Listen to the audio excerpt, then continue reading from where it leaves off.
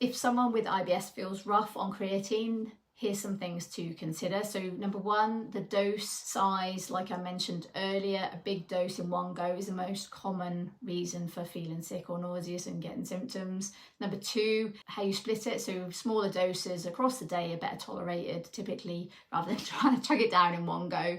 Like if you're wanting to do a loading phase, rather than tanning the whole 20 grams in one go, like I've seen quite a few guys do, it's best to break it down into 4 lots of 5-gram portions throughout the day. Number three, formulation and format, like powder versus capsules, and then also effervescent or the fizzy versions. These can be a nightmare with IBS because of the gas and the bloating. Number four, what else is in the product?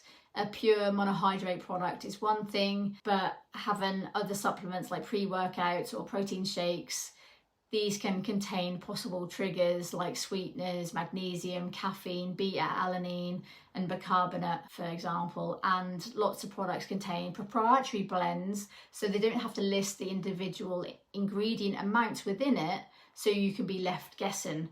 Plus, if you've chosen a product that's not batch tested, it could contain other ingredients which may cause symptoms or side effects. 5, quality assurance. Again, using third-party products reduces risk of contamination and dodgy surprises. Number 6, track it properly. So if you change 5 things all at once, you won't know what caused what. So if you're going to try creatine, then log the dose, time and exercise and any symptoms to see its effects. And then now I'm going to move on to quickly about the carnivore advice that I keep coming across, which on one hand does seem to make sense because creatine is naturally found in meat, for example, but it's in smaller amounts than what's in the supplements. And I've seen people's social posts about this where they've basically recommending to totally sack the supplements and just go all in on the carnivore diet. And I like the food first approach because it prioritizes food over supplements, but the carnivore diet is so extreme and it's totally ridiculous. If you're following a vegetarian or vegan diet, it's nuts.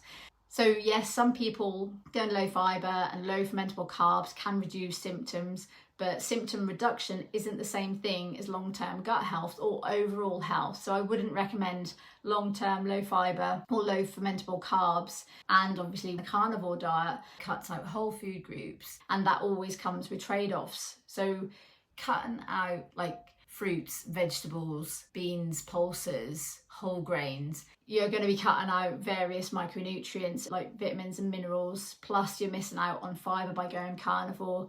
And the fibre is important because your gut bacteria rely on it, and different fibres from different food sources helps increase the diversity of the gut bugs that naturally live in your gut.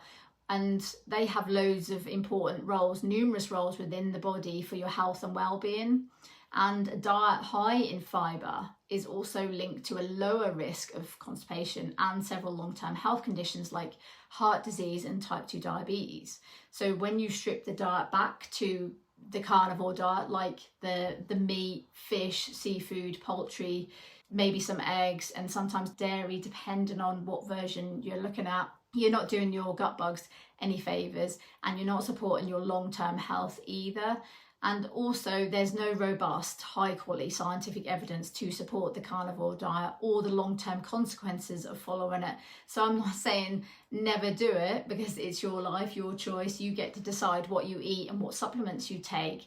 But I'd like you to be able to make an informed decision. And that's why I share this stuff with you, so you can make informed decisions. But what I am saying is don't confuse my symptoms calm down with I fixed everything forever, because they're two very different things. So back to creatine again. So feeling bloated, gassy, or noticing more gut movement doesn't automatically mean that creatine isn't for you. Often it means that the dose is too high for now. It could be that you washed it down with shed loads of liquid, so it's the volume of the liquid that's making you feel a bit queasy and bloated and not the creatine itself. Was it taken in a way that didn't suit your gut? Like, was it the fizzy effervescent version? The product had extra ingredients, so was it creatine plus X, Y and Z that you were taking? And your nervous system and gut was already on high alert perhaps?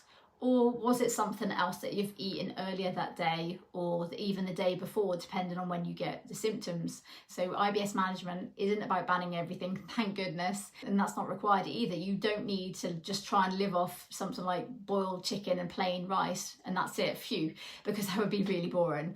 And also, it doesn't give your body everything that it needs to function properly.